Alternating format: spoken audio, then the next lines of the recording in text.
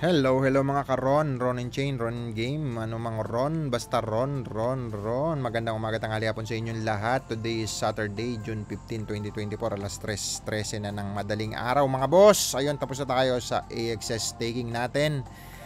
Yung kalahati, binili na natin ulit ng staking dito sa AXS. Yung kalahati, bilhan natin ng Ron, mga boss. So, okay, so alright, boss. Pangit ng pangit. So, yun nga. Eto, ang dami na naman nag-stake, no? Grabe, no? Mukhang mag-55 million na to, ah. So, ito, liliit na naman siya, mga men. Okay. So, stake natin, swap palan muna natin from AXS. Ilipat natin sa Ron token. Kahit pa paano kumikita tayo dito, no? Stake lang natin ng stake. Magbubunga din yung pagpupuyat natin. Para lang tayo lolokohan. So, ang tagal naman ito, men. And for security kasi yan nila. So, swap na lang natin muna, mga boss. Connect to wallet. Ayan. Max natin. Okay, swap. From AXS, gawin nating Ron. Okay, alright. Tapos na ba? Hintayin na natin yan. Tapos, diba naghihintay tayo dyan? Refresh lang natin to para mag-claim. Claim tayo ng Ron token. Para isabay natin sa pag-stake sa Ron, mga boss. Nasa 1.5 million din yun nandito. Tok na ang lolo nyo.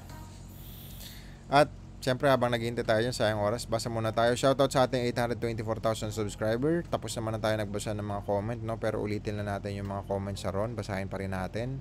Eto, si Christopher 1.2 yun. Kung napanood, katapos lang ng lunch, boss. Shoutout sa'yo. Salamat. Shoutout ako, salamat.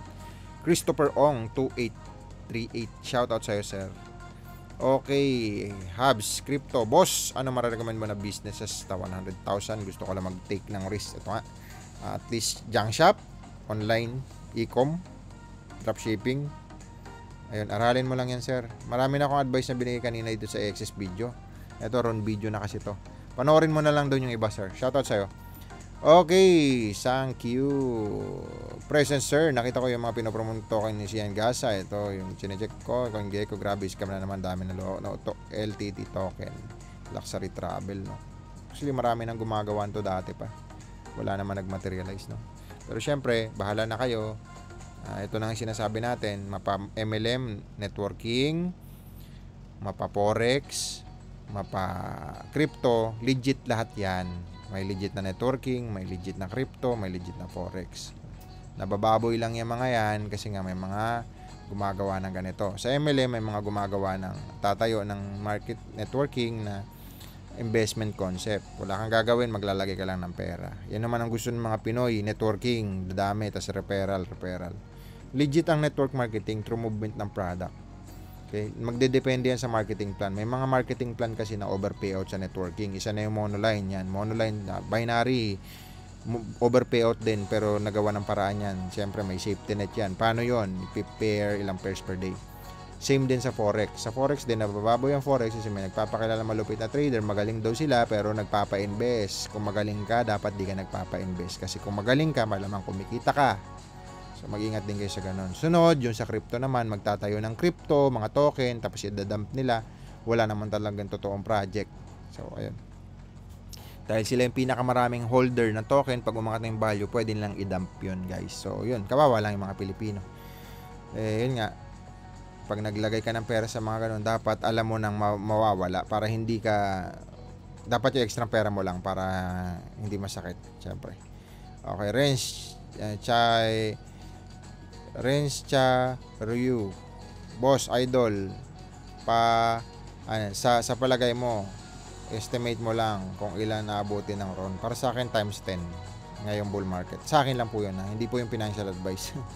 Ron Rostico, ayan, Axie Classic. First, okay, sa alright, idolo. Ayun, yun lang siguro. Tapos na, yun lang comment natin. Okay, check na natin mga boss, no? So, tapos na tayo, nakaswap na tayo.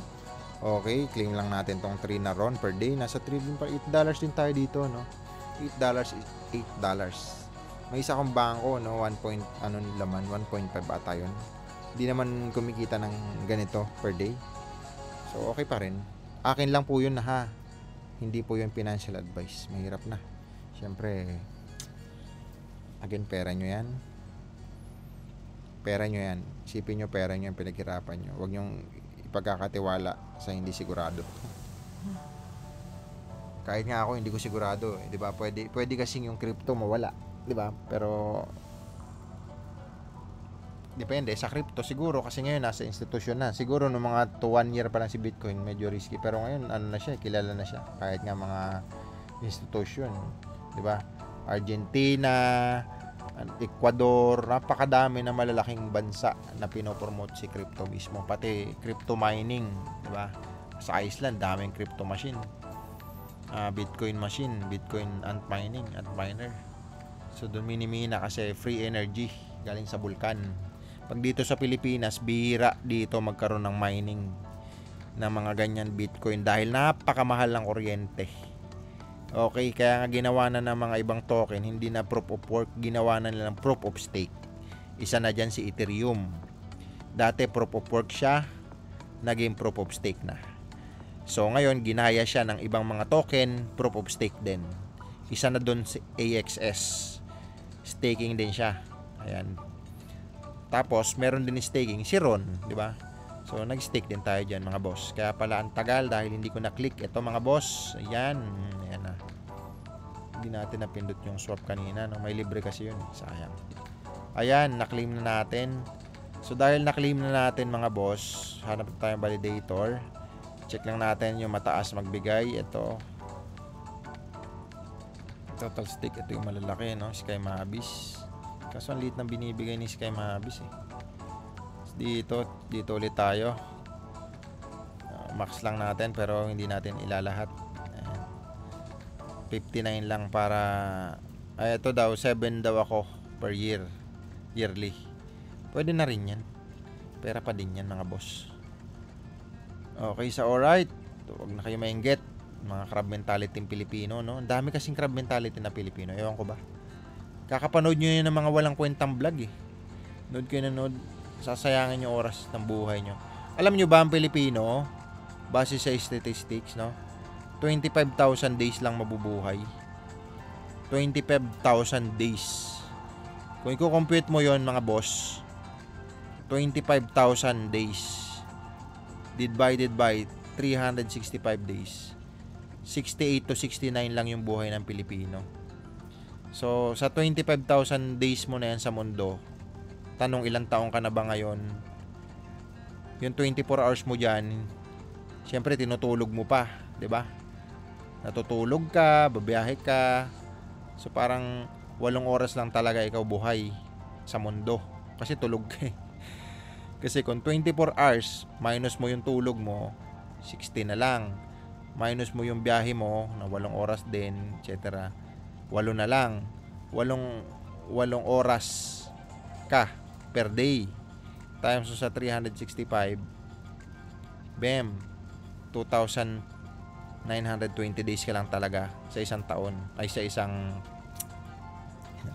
oras pala, sorry, oras sa isang taon. So i-divide mo yan sa 24, so parang 121 days ka lang gising sa isang taon.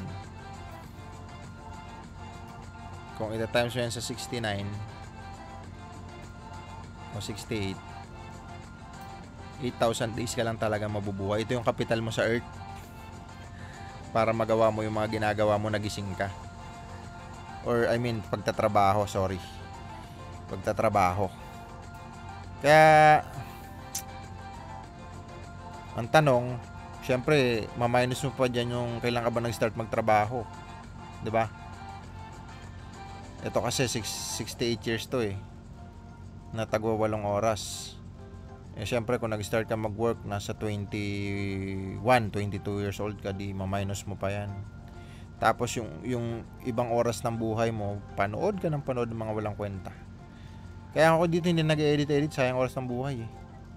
By the way, kanya-kanya naman tayo ng goal sa buhay. Again, dapat yung goal mo connected doon yung ginagawa mo.